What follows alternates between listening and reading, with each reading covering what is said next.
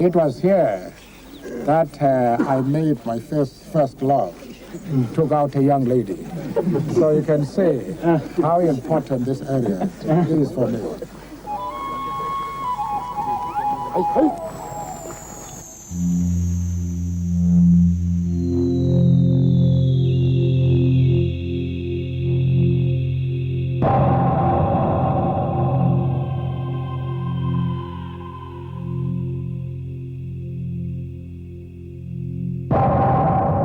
Accused number 1 is found guilty on all 4 counts.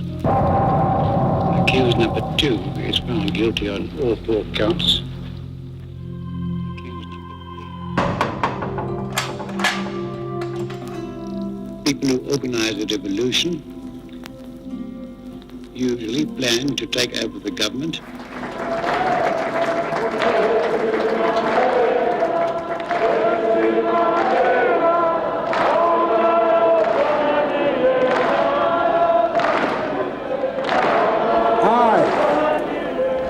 Nelson Mandela, do hereby swear to be faithful to the Republic of South Africa.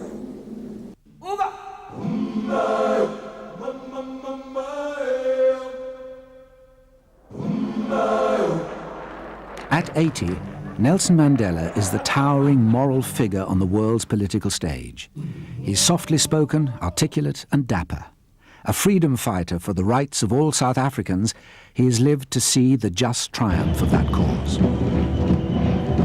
On behalf of our Rainbow Nation, I welcome you all. Imprisoned for 27 years for his part in the campaign to violently overthrow the white racist apartheid government of South Africa, he became the focus of the anti-apartheid movement. The African National Congress is the proud liberation movement of the 20th century. We have lost our land, our freedom, our dignity. Despite his incarceration, he emerged unembittered from jail to become the first popularly elected president of South Africa. There's Mr. Mandela, Mr. Nelson Mandela, a free man taking his first steps into a new South Africa. And one wonders what must be passing through Mr. Mandela's mind at this moment. But while he became the father of his nation, he was cruelly denied the chance to be a father to his own children.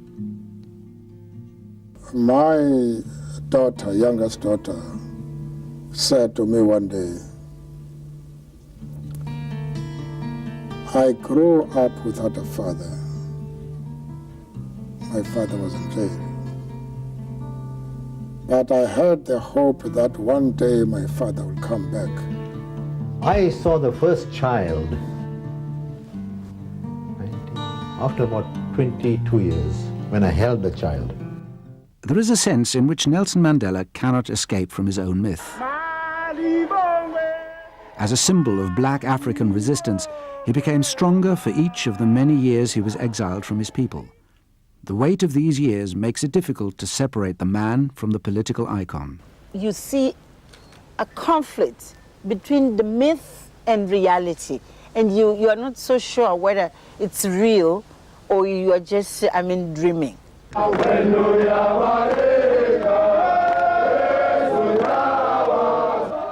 Few prisoners held for much of their lives could have emerged from their cell without demonstrating the bitterness and loss that most would feel.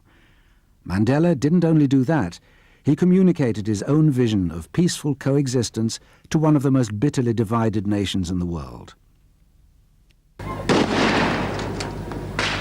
I never expected to be president. My impressions are mixed. One of joy that our struggle, our dreams are about to be realized. Sadness that some of the men and women who have made this day possible are no longer with us. I wish, as I've said before, I could arouse them and get them to rise from their graves.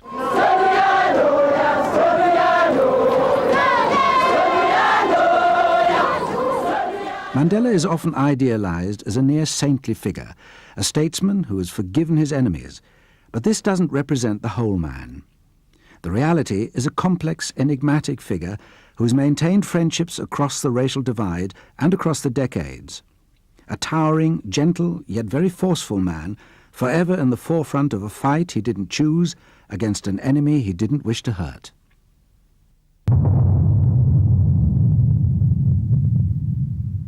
Mandela was born a chief's son in the Tembu tribe of South Africa's Transkei territory in July 1918. His first name in the tribe's Xhosa language means troublemaker, and so it's been for one of the key African figures of the century. His Christian name was given to him on his first day at mission school. Nelson's father, Henry, who had 4 wives, was chief counselor to the Tembu king. When Nelson was 12, the dying Henry asked the king to become his guardian, and so the young man was brought up in the royal household. I think the key to his character is really that he's an aristocrat. He's a royal. He was brought up in a royal household. It is a place where every stone, every blade of grass, every noise made by insects is part of me.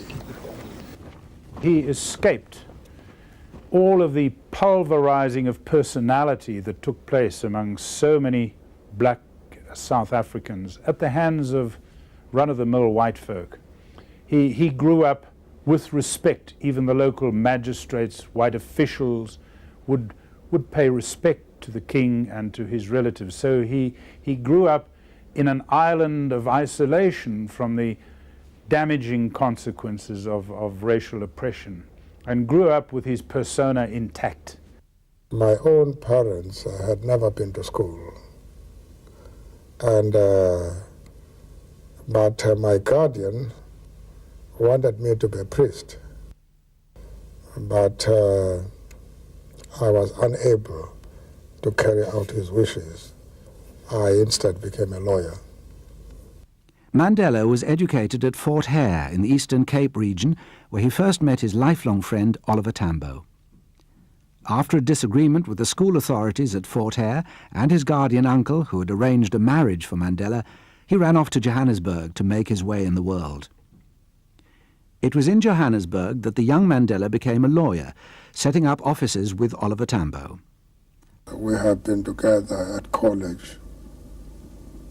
We formed the ANC Youth League together. Then we formed a legal partnership. Becoming involved in the non-violent fight for black African freedom, he met some of the key figures in his life and set up a youth branch to the existing African National Congress, an organization dedicated to African rights, much like the Congress movement led by Gandhi in India. Mahatma Gandhi. Mahatma is a South African export given to the people of India. But he was nourished here. And he contributed the spirit of Satyagraha, non-violent struggle or a humane struggle.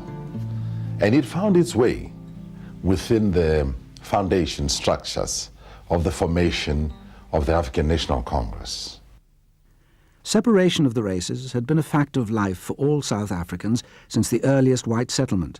But after World War II, as the rest of the world began to move away from colonization, South Africa moved in the opposite direction. On the back of a narrow 5-seat victory in 1948, the white Afrikaans-speaking South Africans embarked on an aggressive intensification of the segregation policy, which they called apartheid. It amounted to a systematic legal separation of the races in every aspect of life, at the same time increasing the white population's control of the country's resources and wealth. It was sheer survival for us, from day to day, as children, as the youth, as people. It's a national humiliation. You are nobody in your own country. Your color is against who you are. You take insults. You see your own parents being pushed about as a child. You can't even worship in a church.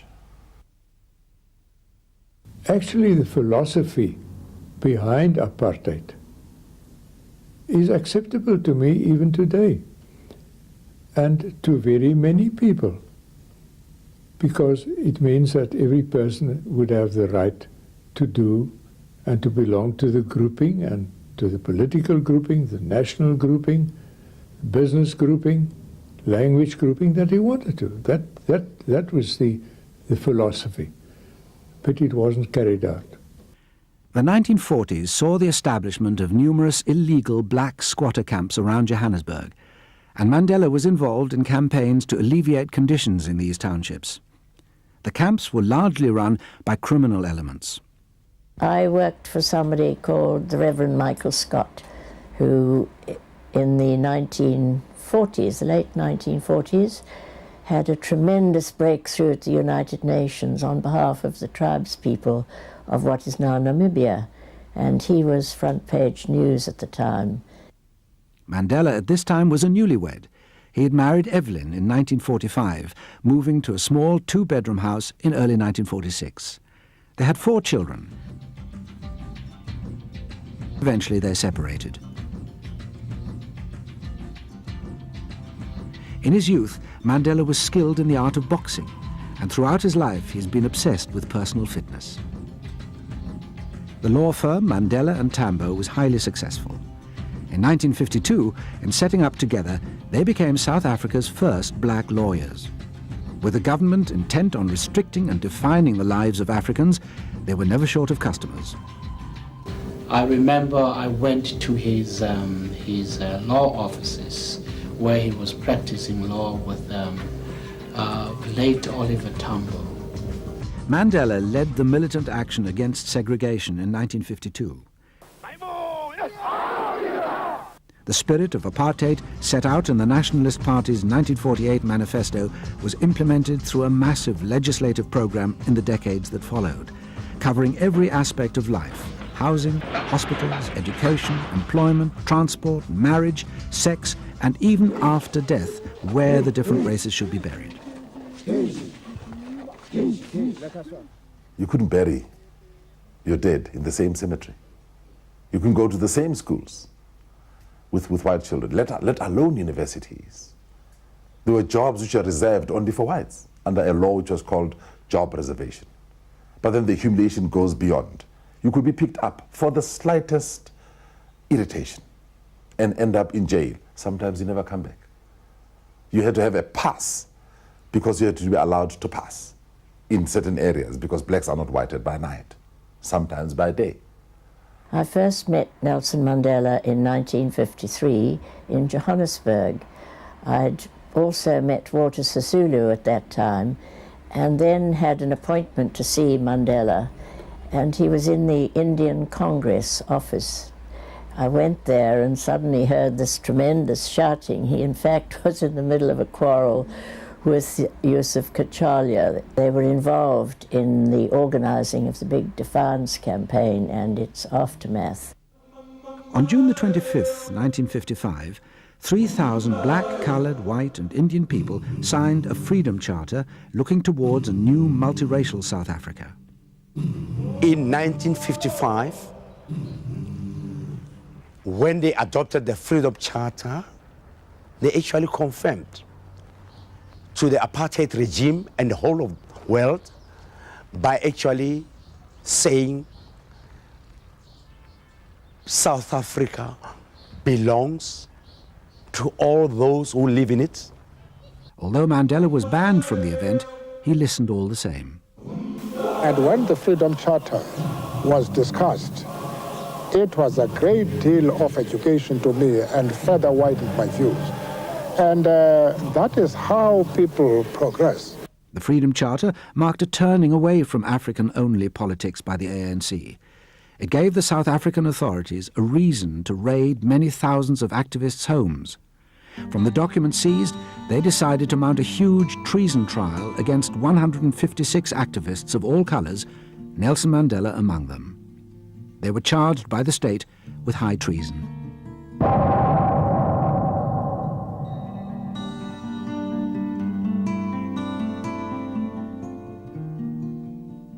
I somehow got semi-involved in 19 1956 during the treason trial. I took pictures of him in the trial. I was facing a treason trial, the preparatory examination. The stresses and strains of the treason trial didn't stop Mandela from falling in love. During the trial, Mandela first met Winnie Nomzamo Madikizela through Oliver Tambo and his wife. The first time I saw her, I was driving town, and I just saw an attractive lady waiting for a bus. And the next thing, I saw her in my office, and that's how the whole thing started. Winnie was much younger than Mandela. He was attracted by her beauty, and she was said to be overawed to meet the older, charismatic political leader. She was later to become South Africa's first black social worker. It was quite a difficult time, but meeting her, of course, meant that I had the inspiration and strength in order to face that experience. In spite of the hardships imposed by the trial, they decided to get married. It was really not normal, it was abnormal, because we got married during the treason trial. And I would leave home about 5:30, 6 o'clock, to go and do some work in the office. The treason trial was held in Pretoria, some distance away from the defendants' homes. They were forced to make a slow and tedious journey every day. I then come back in the afternoon, go to the office, and then come back home totally exhausted. During that great treason trial, he was a very important figure. He was among the 30 men and women who remained on trial after 4.5 years, and he was brilliant in court, and international observers came, among them distinguished lawyers, who were always very impressed by him. Just as the treason trial was coming to an end in 1960, the name of Sharpeville reverberated around the world. A demonstration, organized not by the ANC, but the Pan-Africanist Congress, the PAC, formed in 1959, saw a massacre of 69 demonstrators, most of them shot in the back. The world united for the first time against South Africa, culminating in a UN resolution against the apartheid regime. The ANC and the PAC were promptly banned in South Africa. At the end of 4.5 years, Mandela and all the accused were acquitted. Under the strain of the trial, the law firm of Mandela and Tambo had collapsed. Nelson Mandela then threw himself into full-time political work. It had been decided within the ANC that as they had gone underground after the shootings at Sharpeville, that he should lead from underground. Mandela had a series of different disguises which relied for effectiveness on the stupidity of the South African police force. All the police in the country were after him. I was working on a history of the African National Congress, and for my research I of course had to interview him, and it was arranged that I should meet him secretly in a little suburban house. Because he was supposed to be in disguise, he put on this very, I thought, inadequate disguise, because he was so big, unusually tall, and he was wearing a white chauffeur's coat and a peaked cap, and he gave me a lift back to where I was living. In public, you know, when I'm moving around in public or driving, I would have a chauffeur's attire. I was sitting in the back like the madam, with him as the chauffeur in the front. I had a thought that the police might suddenly come upon us and offer to help and then discover him. I later heard that he was underground. He would phone from public phones in Johannesburg. The newspapers, that's why the newspapers called him the Scarlet Pimpernel. He took enormous risks when he was underground. He told me of one occasion when he was in the streets of Johannesburg, and if you were underground you had to be absolutely on time to the minute. He was waiting for the car that was supposed to pick him up, and it wasn't coming and it was late, and he suddenly saw one of the security police coming towards him, and he thought, you know, this is it.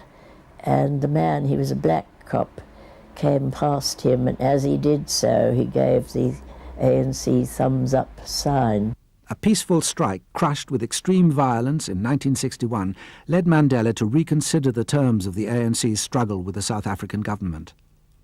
Now, if Dr. Verwoerd's government doesn't give you the kind of concessions that you want sometime soon, is there any likelihood of violence? There are many people who feel that the reaction of the government to our stay at home, ordering a general mobilization, arming the white community, arresting 10,000s of Africans, the show of force throughout the country, notwithstanding our clear declaration that this campaign is being run on peaceful and non-violent lines, close the chapter as far as our methods of political struggle are concerned. There are many people who feel that it is useless and futile for us to continue talking peace and non-violence against a government whose reply is only savage attacks on an unarmed and defenseless people. And I think the time has come for us to consider, in the light of our experiences in this stay at home, whether the methods which we have applied so far are adequate. For almost 50 years, the ANC had been totally non-violent and had got really nowhere in face of the apartheid regime. The ANC did not go in 1961 to a fully fledged armed struggle. It was only a sabotage campaign to avoid a loss of life. Mandela the lawyer was replaced by Mandela the freedom fighter, leading the now expanded ANC paramilitary organization Umkhonto we Sizwe. In January 1962, he was smuggled out of the country. He was going to learn guerrilla warfare. I was then the first commander of Umkhonto we Sizwe. It was natural that I should be sent out to go and persuade the international community as to the reasons why we took the steps to train our people and to provide us with resources. After visiting Ethiopia, Egypt and Algeria, he met up with Mary Benson in London. Well, I was expecting Oliver Tambo to dinner one night in this tiny flat. And when I went to the door, there was Mandela standing beside him, which was absolutely wonderful. He actually came and sat, not in this chair, but in this corner. And after dinner, he was pacing up and down. He was so excited because for the first time in his life, he felt free. He returned secretly to South Africa in July of that same year. A few days later, on August the 5th, he was arrested and sentenced in November for 5 years for leaving the country without a permit. He was taken off to Robben Island prison.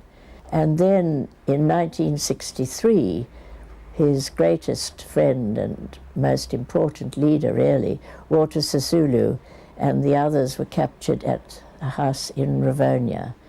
And that led to the big Rivonia trial. And suddenly Mandela was brought from Robben Island, and to their surprise, they found him among the accused. The accused are Nelson Rolihlahla Mandela, Walter Max Ulyate Sisulu. Initially, the accused faced numerous ill-defined charges. These were dismissed. Ahmed Mohamed Kathrada, Lionel Gabriel Bernstein. Seconds later, they were rearrested by the secret police, who were determined to ensure they would all either be imprisoned or executed. They are charged on 2 counts of sabotage, 1 of contravening the Suppression of Communism Act, and the second set of charges included sabotage, guerrilla warfare, violent revolution, and furthering the aims of communism. An ANC escape plan was hatched to free Mandela during the Rivonia trial. I vetoed the plan which came from the organization when I was awaiting trial. They planned to rescue me from jail. And I said to them, look, people in the she-bins are talking about rescuing me. And that information has reached me in prison. If it has reached me, it has reached the authorities outside. And there are 6 gates which have to be opened before you can reach me. And to give a task like that to an organization like Umkhonto we Sizwe, which has no experience of actual action in the field, would be disastrous. And I said, let's postpone it. So the trial, he was #1 accused and became world famous when he made his great statement from the dock, which has become a historic, really magnificent statement, when he said he would be ready to die to continue the struggle. How many men can say that? How many? I have fought very firmly against white domination. I have fought very firmly against black domination. I cherish the ideal of a new South Africa. Accused #1 is found guilty on all 4 counts. The crime of which the accused have been convicted, that is the main crime, the crime of conspiracy, is in essence one of high treason. The sentence in the case of all the accused will be one of life imprisonment. Mandela was sentenced to life imprisonment and started his sentence on Robben Island, a prison some 7 miles off the coast of Cape Town. Sentenced alongside Mandela was Walter Sisulu. Ahmed Kathrada and other Rivonia defendants joined him on Robben Island. Because we landed here on Robben Island in June of 1964. Now June in Cape Town is rainy, it's cold, it's windy, very miserable. It is cold. Both the Atlantic and the Indian Ocean affect that island. Things were very tough. We were working very hard. First of all, for 6 months just breaking stones, but then going to the quarry, working with the picks and shovels. Wherefore, for days on end, they had to sit there with picks, with hammers, breaking stones. And those materials were utilized to build the prison itself. So the prison has been built out of stones that had to be dug out, mined from Robben Island. A huge hole has been left, a gaping hole. People were denied shoes. People were forced to work inside the sea, on the beach, removing bamboo. Life on Robben Island was harsh, and the prison regime was bestial. They were forced to wear shorts all year, and the less noted prisoners were subjected to brutal attacks. A few died.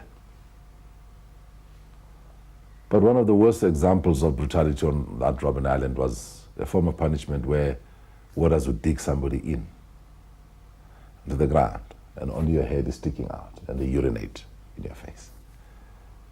Greatest form of humiliation.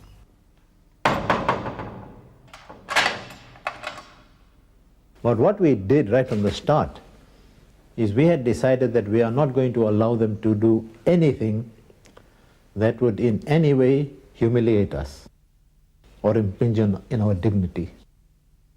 We will not allow that.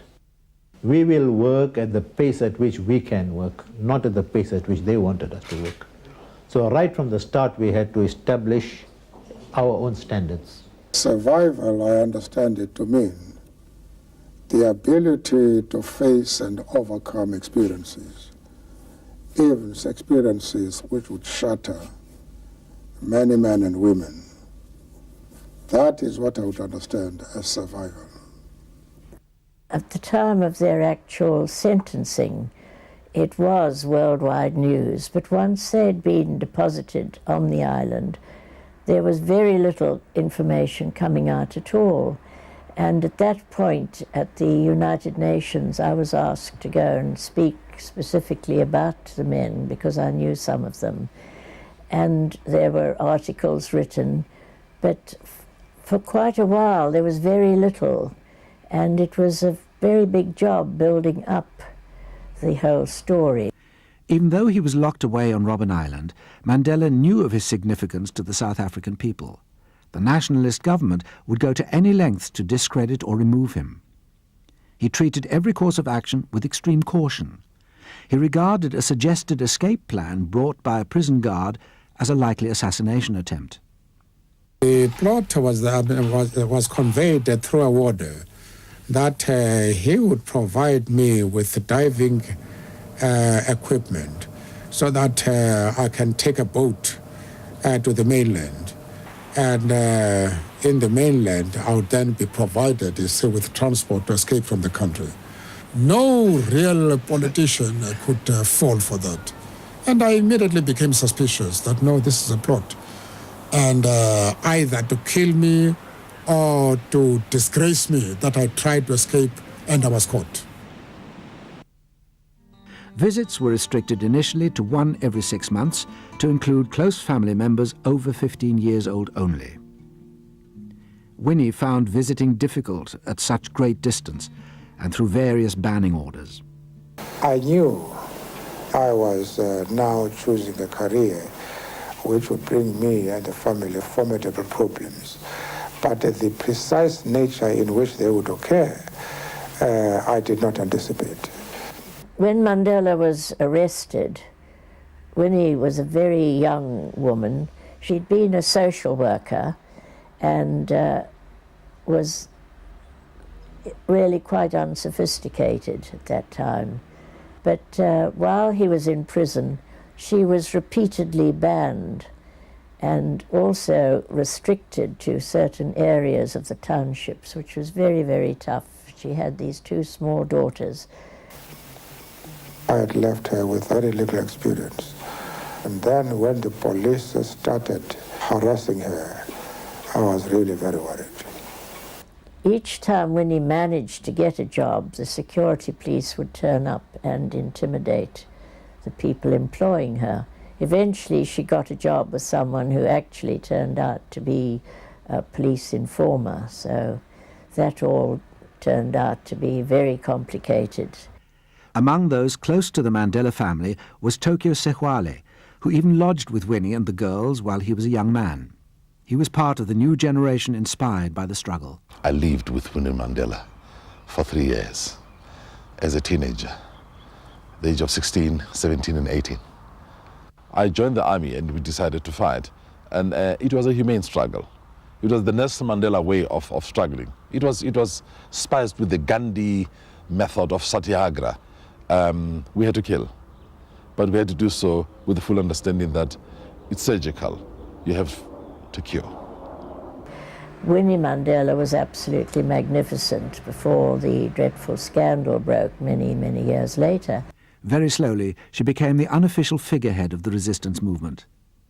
Every time Winnie had a very brief visit to Mandela, they were only allowed half an hour every 6 months, she would speak about him and how strong his spirit was, and there would be wonderful press reports. She never gives up. She's very courageous, also very domineering. One of the hardest parts of his imprisonment was the separation of a prisoner from his family in good times and in crisis. No children are allowed to come and visit us. You don't have your doctors who can come and examine you. Make it difficult for lawyers to get in touch with you. Allow your family to hope that they are coming to see you, traveling from thousands of kilometers on land, air, and on sea when they come to see you. And you are allowed only 30 minutes to communicate with your mother, only. Your brother can come during the other 30 minutes. But then you communicate something to your mother about something, or she says something about the struggle to you. That is terminated. Your brother does not even see you because you have violated your conditions. You only saw your mother for 17 minutes. And she had come to tell you that your brother had passed away. She never even got a chance. While he was in prison, Mandela's eldest son, Tembi, was killed in a road accident. It was very, very painful for Mandela. One of the warders wrote about how he stood that night looking out of the little window in his cell. He doesn't easily show his emotions. When his mother died or his son died, he'd come back and you can't see it by his action or in his face that he's come back with some serious information. The fierce, racist brutality of the 60s was replaced in the 70s with a more psychologically damaging approach. Having failed to break their bodies, they began to try and break their spirits. Then the brutality changed in nature. It became less physical. and more psychological. Denial of letters of communication from home. 1 letter in 6 months. No studies. For us, we could stand physical pain, not psychological pain. Eventually, the men's protests helped to get better and better conditions over the years, but they had a most appalling time. It wasn't that they were tortured. Nobody would have dared torture these leaders, but the conditions were very bad, and they were deprived of all news. I got a letter which must have been my first letter or the second letter after we arrived here in November of 1964. We arrived in June. They didn't give me that letter. 18 years later, when we were transferred to Portsmouth prison, I was given that letter. It was from my brother, but the contents that they objected to. There has been a change of government in Britain. Harold Wilson and the Labour Party are now in power. After a period of years, the regime relaxed sufficiently for political prisoners to be allowed study privileges. Robben Island was our university. It was destiny for us. We changed conditions of deprivation into victory. One had the opportunity to read the good books and novels, autobiographies, and historical work. The story of the fight against apartheid, which later became the Mandela autobiography, A Long Walk to Freedom, was written on prison paper and hidden away. When the president wrote his autobiography, he used to give it to me to go through and make my comments. We took the originals and buried them in the garden here in plastic containers until one day they started building this wall. And that wall went through the garden. And we panicked, and the next morning we quickly came out, those of us who knew, tried to retrieve what we had buried. So we managed to retrieve some, the rest was caught. After this, the study privileges were removed for 4 years.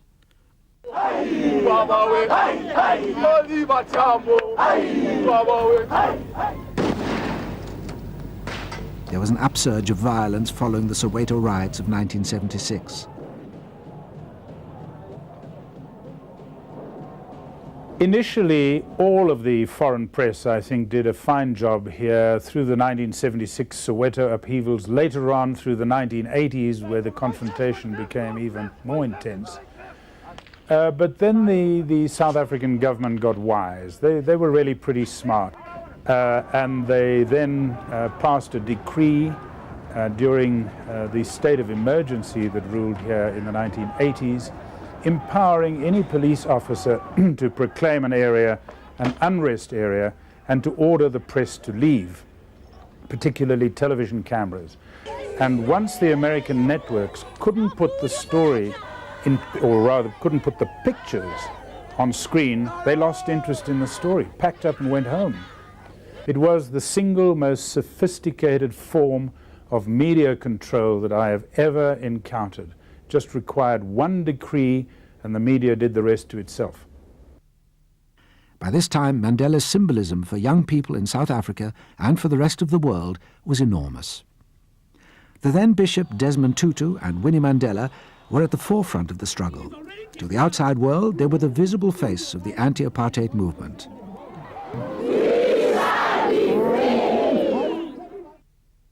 In the early 1980s, Mandela and the Rivonia prisoners were transferred to Pollsmoor prison near Cape Town. Prison guard Christo Brand transferred with him. One evening they called us in, they said we must also pack our things. I'm transferred to Pollsmoor. And then I found out there's other 4 prisoners also packed their things. That was Mandela, Mlangeni, Sisulu and Mushlaba.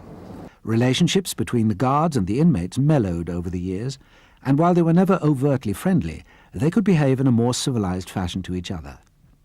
Mandela was a moral prisoner. He was a human being. He understood the needs of the warders. We understand each other very, very well. But there was small problems sometimes occur, but we solved it out between ourselves.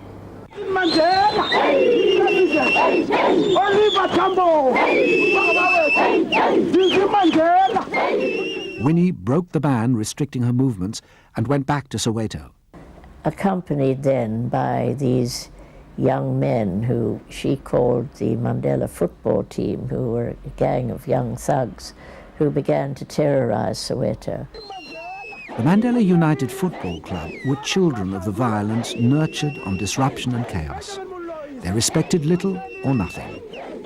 Tension was high, and the practice of necklacing was common. This involved the placing of a car tire around the neck of a supposed informer or collaborator and then setting fire to the tire. We could have killed them any day we wanted to. With our necklaces, we shall liberate this country. It was clear apartheid could only be maintained by the ever more swinging use of force against the opponents of the regime.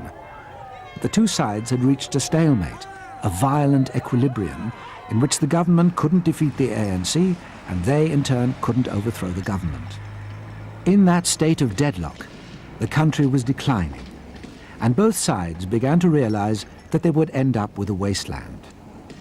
This is when secret talks began. One of the people in the government who had met Winnie on a plane flying down to the Cape began talking to her, and as a result of whatever was said, without anybody knowing, these talks were building up, only with Mandela. And he had decided that it was important to begin negotiations with the government. First, Govan Mbeki and then Walter Sisulu were released in late 1989. Then, on the 2nd of February 1990, de Klerk unbanned all the proscribed political organizations, including the Communist Party. The bulk of the imprisoned ANC leaders were released then. 9 days later, on February the 11th, they released Mandela. The whole world, for the first time, saw him. None of us knew what he would look like. And there was that magnificent moment when he walked through the gates of Victor Verster prison. That is the man who the world has been waiting to see. His first public appearance in nearly 3 decades. It was as if, it was the story which I read in the Bible about the Moses when he actually saved the Israelites from the anarchy of pharaohs. And the place here for more than 2 months, you couldn't move. It was a multitude of people. One of the tragic consequences of the release was the breakup of the marriage between Nelson and Winnie. And he went through really excruciating suffering over Winnie's unfaithfulness. I mean, he felt very guilty at having left her when she was young and vulnerable. And he struggled for a couple of years to come together with her and failed, and eventually had the divorce. He loved her dearly. I think it was the harshest moment of disappointment for both of them, especially for Nelson Mandela, that he lost a woman as great, as glamorous, as beautiful, as courageous as Winnie Mandela.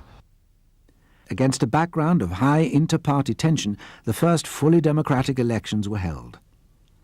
He was sort of preserved in ice, as it were, for 27 years in prison, during which he acquired a saintly character and then descended from heaven, as it were, onto the throne. Never had to fight anyone to get there. All other politicians have to engage in knife work and make enemies. He's never had to do that. As executive president in the service of the Republic of South Africa, I, Nelson Rolihlahla Mandela, do hereby swear to be faithful to the Republic of South Africa,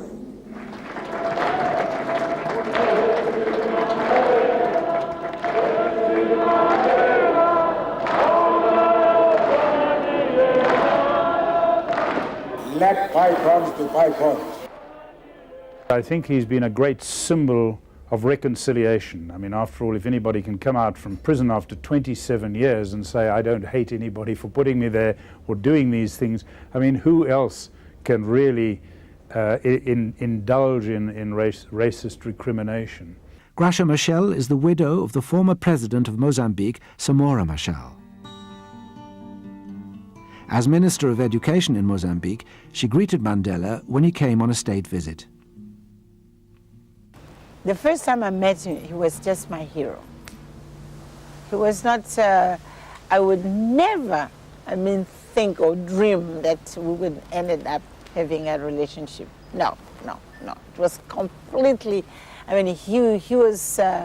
was my hero, my leader. It's a very great and elevating experience to be in love. And I do think that every human being does want to be in love. Mandela has not forgotten those who aided the ANC, regardless of their political persuasion or reputation. When many of the countries in the West were helping the apartheid regime and giving it the resources to make it impossible for us to win the struggle, there are countries that helped us, like Cuba, like Syria, like Libya. When a person is sinking in a quagmire and somebody extends a hand, you dare not ask about the pedigrees of such a person. You just hold that hand. My friends, especially those who were with me when I was alone, are my friends now. I will not desert them. For the prisoners of Robben Island, marooned 7 miles from the mainland, the greatest isolation was from their children. Mandela himself has written about how he failed as a family man. That Zinzi was about 15 when I first started. You didn't see them for 15 years? But he's made up for it, I think, with his grandchildren. He's got a host of grandchildren, and he's very, very fond of them. The world saw a late flowering of romance between Nelson and Graça, culminating in their marriage in 1998. Whatever he wants to do, but at least to allow him to have a family life in the proper sense of the word. This is a man who never really had a private life. He has always lived for others. He has been, since I don't know which age, in different positions, but always as a leader, and in difficult, very difficult situations. So I think he deserves, I don't know how many years he's still going to live, but he deserves to have some time for himself. I would like to step down to give a chance to younger men. As Mandela prepares for a retirement that few would begrudge, it's clear that the world will lose a statesman of immense stature, while South Africa comes to terms with its own nationhood. The mere fact of South Africa today, it's a wonder. And I believe that the greatest part of this wonder is the result of Dr. Mandela being in charge. Mandela can be summed up in 4 words and 1 phrase. However, but, yet, notwithstanding, and the phrase, having said that. Mandela is a man of balance. But on the whole, I think he's lived up to his extraordinary international reputation and the way he led the moves towards reconciliation, which has really been unique in history, I think. We leave it to future generations to pass judgment. But all that I can tell you is that my heroes are men and women who are addressing the problems of the poorest of the poor to put sunshine in their hearts.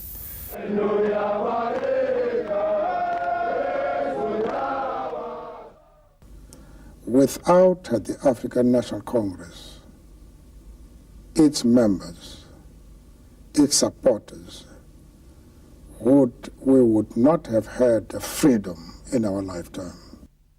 Mandela attributes collective leadership for the success in founding a new South Africa, but history may show his role was the crucial role. My daughter, youngest daughter, said to me one day, I grew up without a father. My father was in jail. But I had the hope that one day my father will come back and that I will have a father and enjoy his love and his support. I did not know that when my father returns, I will still be without a father, because my father has become the father of the nation.